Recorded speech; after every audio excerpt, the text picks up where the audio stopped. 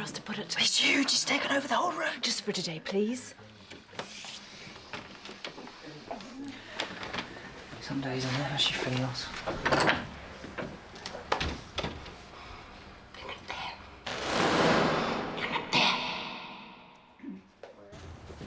Joe said that you could do something in the post room, a couple of days a week.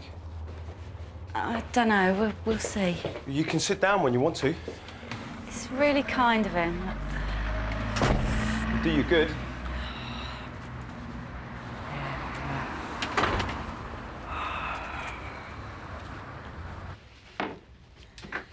So you've got BCG, Bob. Yeah, maybe he's good feng shui. It'd be good for you to do something different. I get fed up, you know, this other house all day. Fed up with it too. So great. So this would work. Maybe one day. Why not next week? Because if you just keep saying one day... Mike, stop. Stop what? Stop trying to get involved. So taking a day off work every month to bring you here is not getting involved? Because I call that a pretty big involvement. You don't have to do it. Take the bus. Elaine, you wouldn't make it to the bus stop. I would appreciate it, Dr. Mystery, if you would be so kind as to provide me with a certificate of sanity. A what? A document stating that officially I'm sane. There's no such animal. Then how do people prove it? It's best if they don't. If I told you that I was sane, you'd start to wonder why I was so eager to prove it, right? And if I got out my certificate to prove it... So, why is it that you want it? It's my daughter. She wants to put me away in one of those homes. Well, I don't have anything official that can help you with that. But you know, she can't just... Perhaps I could help you on an unofficial basis. Could you? Absolutely. Oh, Elaine Pendle. Elaine, hiya. Come on through. How you feeling? I'm fine. Still keeping your spirits up? I've always considered myself a very sane person. Well, you seem that way to me. But then, I haven't really seen you that much. Slight thyroid problem, continuing medication for that, and your high blood pressure. A healthy old warhorse. Not the words I would have used. Would you say there's been any unusual stress in your life? No, no more than in anybody else's life. Why does your daughter want to put you in a home? She just does. And why don't you want to go? I want to stay with her. You came in for some bereavement counselling 11 months ago. Does this sudden desire for official sanity have anything to do with that? I can honestly say it doesn't.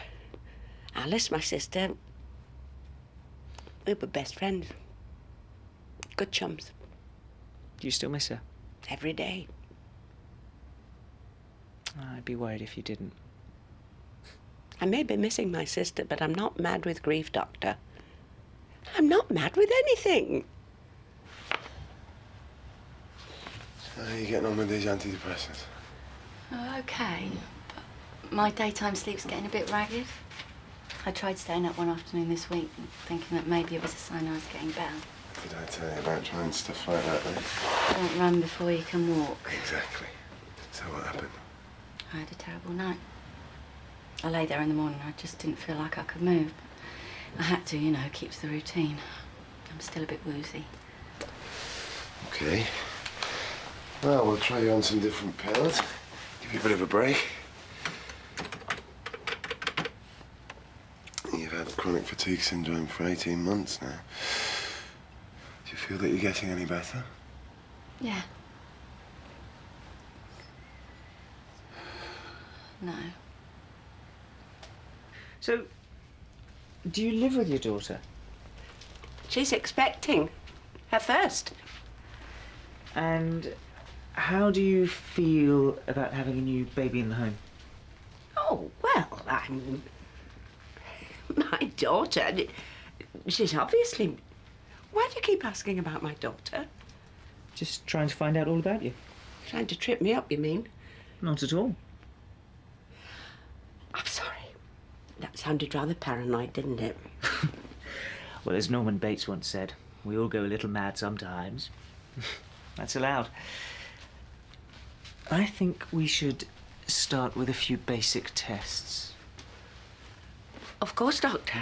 As you wish. You're being very formal with me because... I want to sound very sane. Well, just be yourself, please. I'll do my best. I don't think I've made any progress at all. I feel like I've still got the worst hangover I've ever had.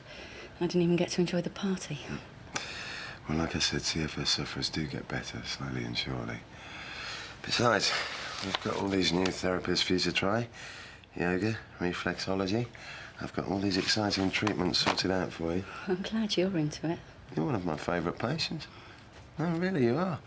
It's not often I get the chance to contribute to the sum of medical knowledge. Well, if you discover a cure, I'll get it first, OK? Somebody will discover something about CFS. There's enough people out there trying. And when I get my Nobel Prize, I'll be sure to thank you from the podium. I won't be in the audience, mate. I'll be out in the fields running about. I'm going to spend the first couple of years after I'm better running everywhere. Perhaps a year of gentle walking wouldn't go amiss. I know. How's Mike? He's fine. Do you want me to have a word, bring him up to speed on where we're going? No. I don't think that's a good idea. Just tell me what you see. Ink? Please, work with me. Tell me what you see. It's rather asking. Where? He's got his hands on his hips. You see his glasses. I don't really know what he looked like. Like that. It's almost a portrait. You read somewhere that a sense of humour was a sign of sanity, right? You're one step ahead of me. Actually, I think it looks like a vase of flowers. Hello? Yeah, sure, Joe. OK. Will you excuse me a moment? Just stay right there.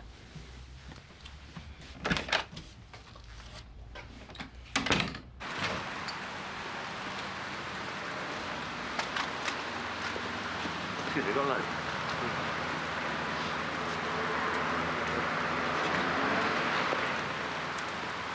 Didn't expect to see one of your lot lighting up.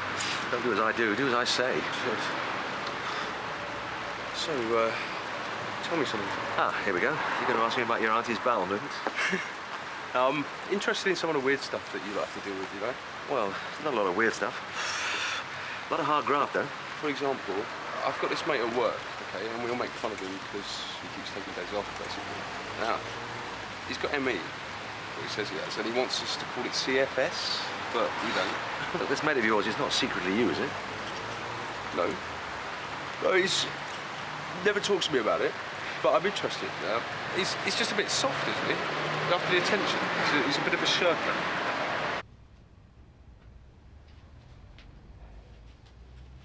Thanks, Joe. Morning, Helen. Now, where were we? I was sane, and you were about to agree I was. Well, your mate isn't lazy. It's more complicated than that. Seems to be like it's modern lazy. It's Oprah Winfrey lazy. Poor me, I can't work lazy. Bit harsh, isn't it? Well, the world's a bit harsh. People like that. I like my mate, you know, it gets on my nerves. It's like the rest of us don't have stuff to deal with. Well, just because ME isn't a physical disease doesn't mean it's not real. It's not a physical disease. Look, I think of ME as a psychological condition, a form of clinical depression. But nobody knows what it is.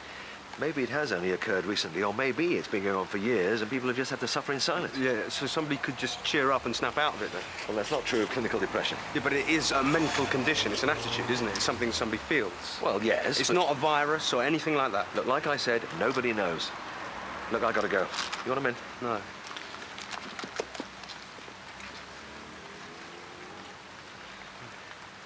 I'd really like to know more about your You relationship. agree I'm sane? Yes. Then But- what harm can come from you simply just writing that down?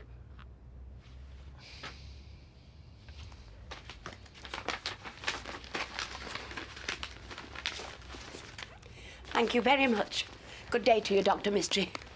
Do let me know if you need anything else. Oh, but I won't. Not now.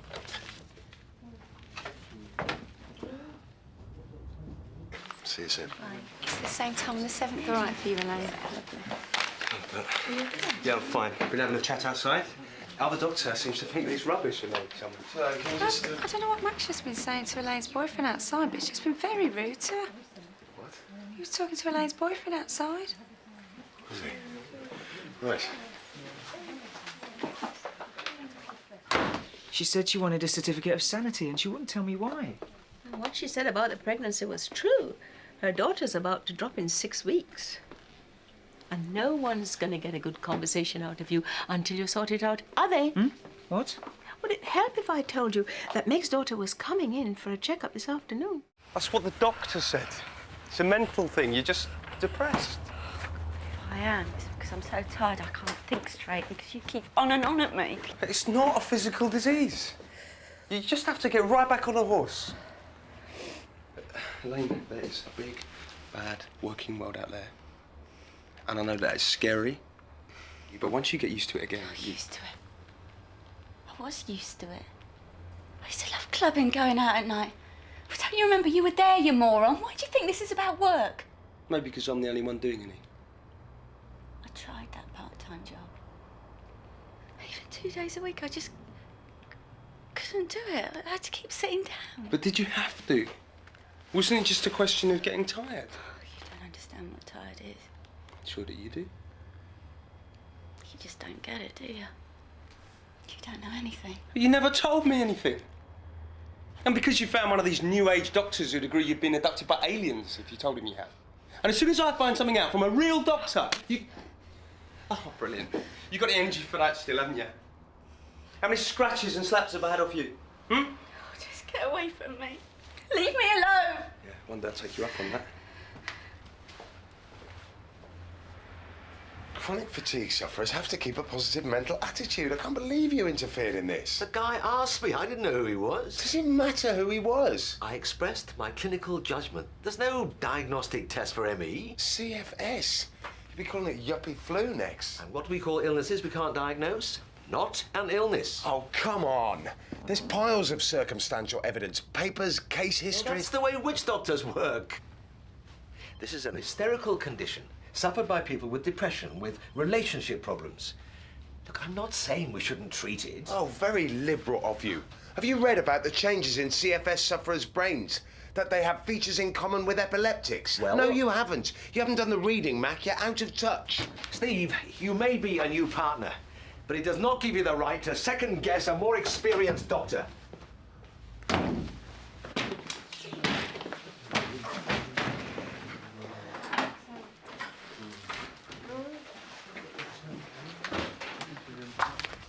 Thank you.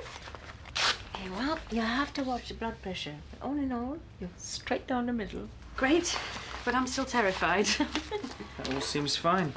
You're doing very well. You're Jenny Carpenter, aren't you? Uh-huh. Your mum's on my list. Is she? Yeah, she must be looking forward to being a gran. Oh, you should see her. She's over the moon about it. Really? Do you know she's bought all these toys and the baby won't be able to play with any of them for years? I think she's more excited than I am.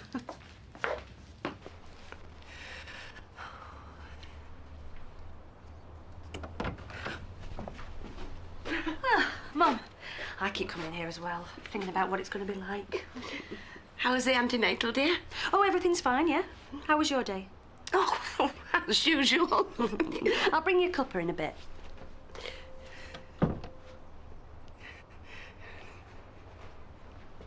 Get out of here. Leave me alone.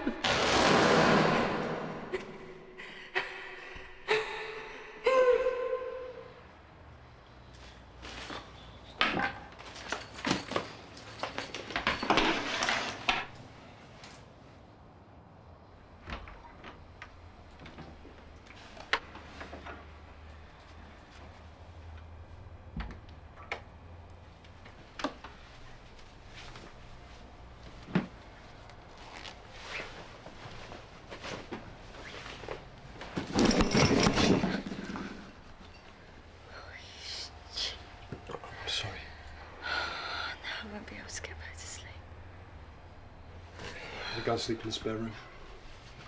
Or maybe I'll stay up past 8 o'clock, like a normal person.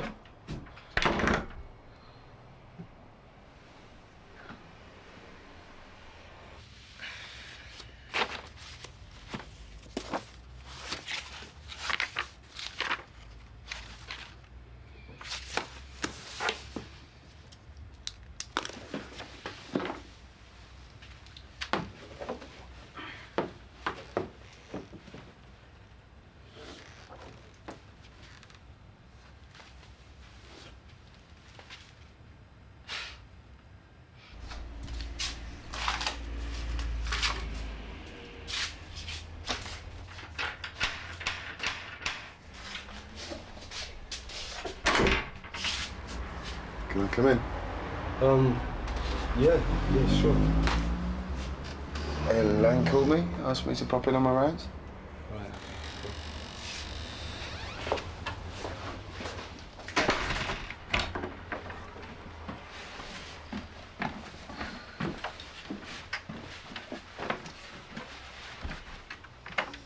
Hiya. You in trouble? A bit. All I'm after is a different prescription. The new pills didn't work at all. Well, they may take a while before they start working. Look, I wish there was more I could do. Yeah, but there isn't. I'll be okay. You just need to try and... Yeah, stay awake until the afternoon, then get my usual daytime sleep. I know. Is Mike going to be okay getting to the chemist and back before work? I should think so. He didn't seem to know that you'd rung me. Is anything... Not his fault. You couldn't do us a favour, could you? Just keep an eye on her, make sure she takes her pills, yeah? I know. I didn't know that she'd called you. And you're probably thinking bad things about me because of that, but she just shuts me out. She called you from the bedroom. I was in the spare room. And she didn't even let me know that she'd had a bad night.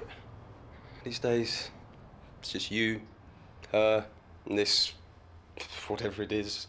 Look, what Dr. Maguire said to you, well, he's in a small minority of doctors these days. This is a real physical illness. Is it? Because it feels like something that's happening to me. Well, there are groups for carers. I didn't ask to be a carer. I moved in with a woman who likes staying out all night. I was the tired one. She dragged me along. And then she got glandular fever. And then she could just never say that she was better. She just could never, ever get it back together again. You do know this is real. You're just under a lot of pressure. She's on a short fuse. All the time. I have to be careful how I get up so I don't wake her. And I can't stay down here watching telly all night because of, you know, in this house, what she says goes. Because of what she says, she's... Because of what she's got.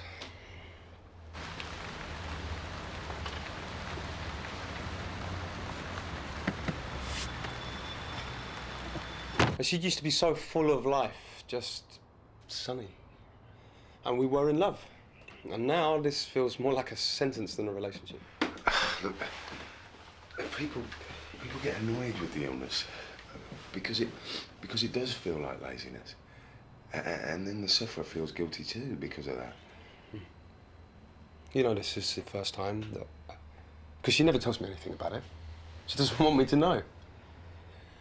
And I suppose half of what I feel is frustration because she's so far away in bed.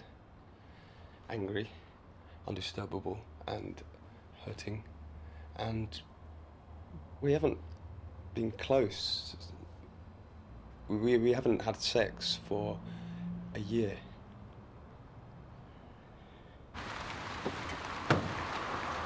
Is your condition really so bad that it's brought a halt to your sex life? No, I did that. Why? Is there something else that's a problem between the two of you? I feel like I've cheated him. He moved in with this whirlwind. He loved how I was. But he had no time to enjoy it. I became someone else. Just a weight round his neck. What's that got to do with this? I stopped having sex with him. For the same reason he's sitting out there and we're in here. For the reason I called you out and didn't tell him. I want him to get out of here for his sake. I love him so much. But he deserves someone better. Someone healthy. Someone he can have a good time with.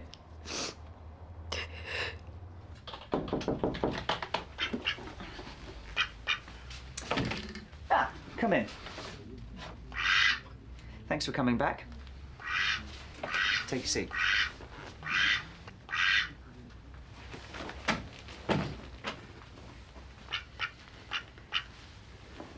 Now, just a few more questions.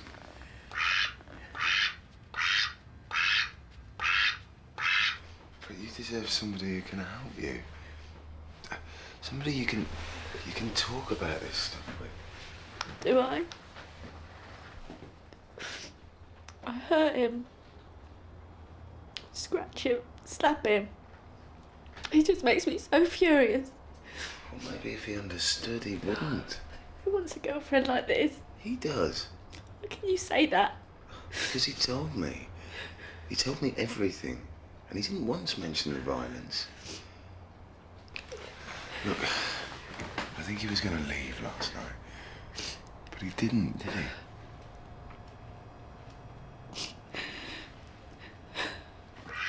And finally, why haven't you asked why I've got a duck in my consulting room? Like you didn't ask about the soldier yesterday.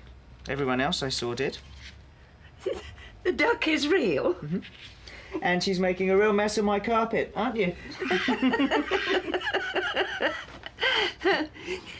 How did you get a cow in here? Oh. This isn't your fault, you know. And you don't have to face this alone, Elaine. You have to let Mike in.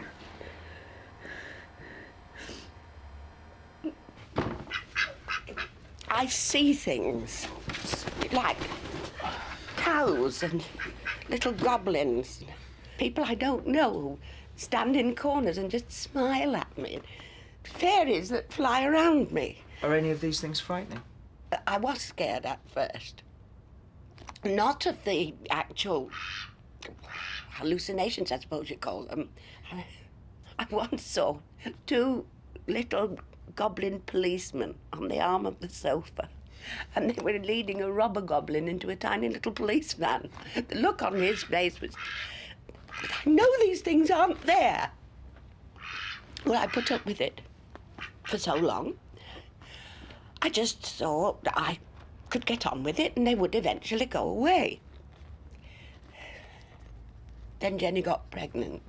How did that change things? I started to feel completely mad, completely useless. Jenny kept saying I'd be such a help, and all I could think was, I'm not going to be any help at all.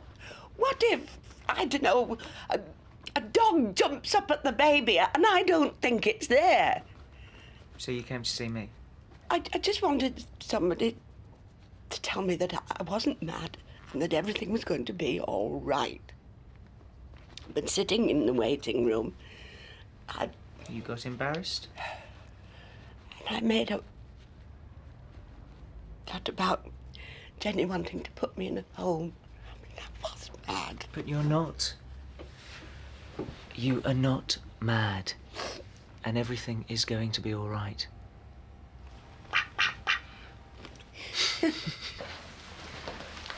Just give me the car.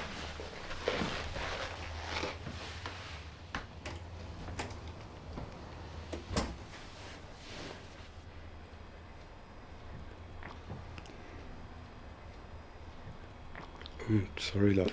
I want to talk to you about something. About me.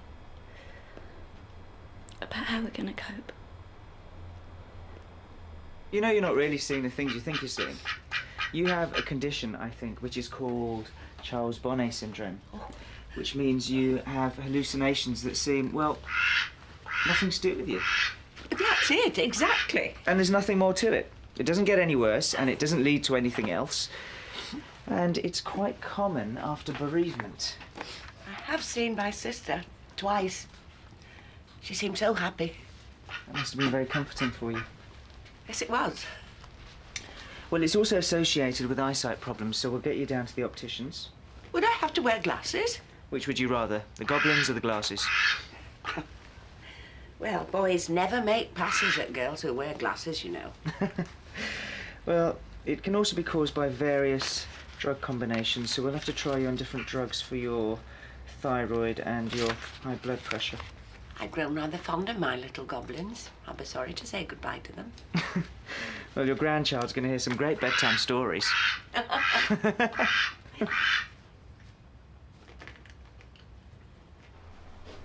hi, Mum. Where'd you get to? I've been to see the doctor and a duck. And I'm afraid the duck has followed me home. What? Don't worry. The duck isn't really there. I know that now. Mum? I've got a lot to tell you. Are you sitting comfortably? Then I'll begin. What? Oh, it's Rana's. He gave her to us while he's cleaning up his room. He's taking her back to City Farm later, isn't he? Mac, I saw my CFS patient this morning. I think her boyfriend's going to be much more supportive of her physical condition from now on. Well, I'm glad he's helping with her mental health. You're in a tiny minority, Mac. It's my prerogative. Well, as a senior partner, I really Good. think... You can say the words. Whatever.